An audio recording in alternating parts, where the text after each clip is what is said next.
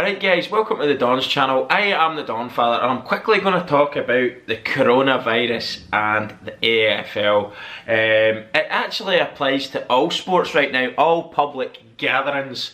Should it go ahead or shouldn't it, basically, through fears of spreading the COVID-19 virus. We've seen loads of memes and jokes and videos of people punching the living fucking shit out of each other for 3-ply toilet roll at the end of the day. The world's gone a little bit fucking crazy. But that being said, I can definitely see why the governments and the sporting authorities are looking at the possibility of closing all sporting venues, having games behind closed doors, or even delaying the football fixtures or the footy fixtures for several weeks. Could be a solution.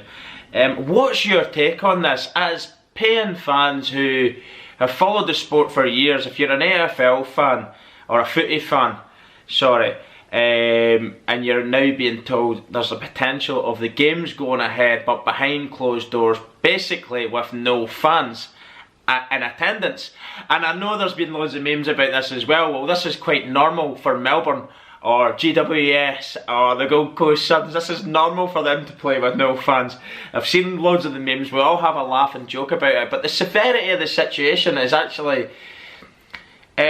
increasing, I think, as the days and going into the weeks now, as they're going on, we're starting to see the severity of it. Italy's in complete lockdown. I think Denmark's announced complete lockdown. In Ireland, they've cancelled all the schools. There's no more schools going on. I think the UK is due to announce something very, very similar. So, of course, and add that on to the countries that are already in lockdown across the world. But for you as fans, what do you think? On a purely selfish note, I'd say, well, it's up to the people. They want to go to the footy, they take things, they take a risk themselves, but that isn't the case. You've got to look at the bigger picture. Some people are even contracting the virus and not showing any symptoms of it. They're not getting sick whatsoever, but what they're doing is they're actually carrying it and then passing it on to other people. Which is dangerous in itself, because if you know anybody who's maybe elderly, weaker, or has an underlying health issue, or maybe has difficulty with like asthma, breathing difficulties, etc., the chances of survival for them is limited. So, you know, you've got to think of the bigger picture, as I say, when you're saying, oh, it's okay, I'll be fine. On a purely selfish note, I'll be fine. It's okay for me to go to the game. I should be able to survive it, basically. That's not the point. The point is you could contract it, be able to fight it, possibly, but the chances of you passing it on are heightened. That's why they're talking about bringing in measures to kind of stop social gatherings. So then, do the games go ahead? I don't think so. If it comes to the decision that games there'll be no crowd no fans in attendance, but the games will go ahead, I think that's pish.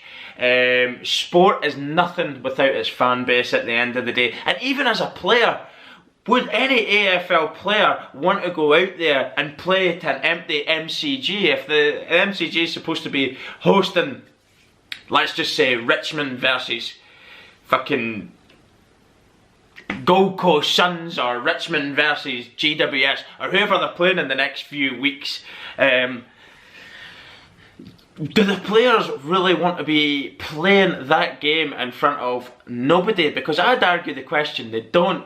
The atmosphere, the players feed off the atmosphere, the crowd feed off what the players are doing. They work hand in hand together, don't they? The sport is nothing without the fans.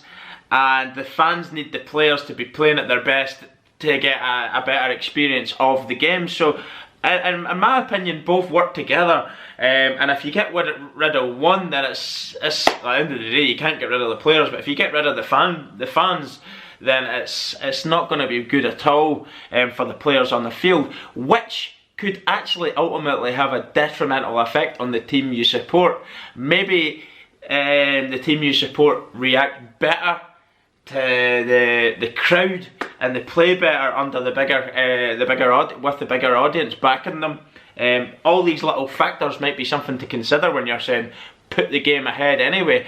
I don't think it should. I think if you've bought memberships, if you've paid for tickets in advance, and all of a sudden they're saying no, you're not going to be able to attend, then do you refund the people who have missed the game, who have paid memberships? Should they be refunded? I don't know. Some people have said, I don't pay my money to be a member to expect a refund when I can't go to a game. It's a donation. I support this club. I want to support this club financially, which is a fair enough thing to say. However, you're also a customer to the sport, and if you're not getting to see the game because of things out with your footy club's control, then you deserve, your footy club's not being affected. They should be, the fans should be probably reimbursed for that. There's loads of talking points about this. This is not going to go away for the foreseeable future. It is actually getting to quite a critical point now in the world, isn't it? Countries are being locked down. When the jokes and the memes came out, I don't think anybody really considered that would happen.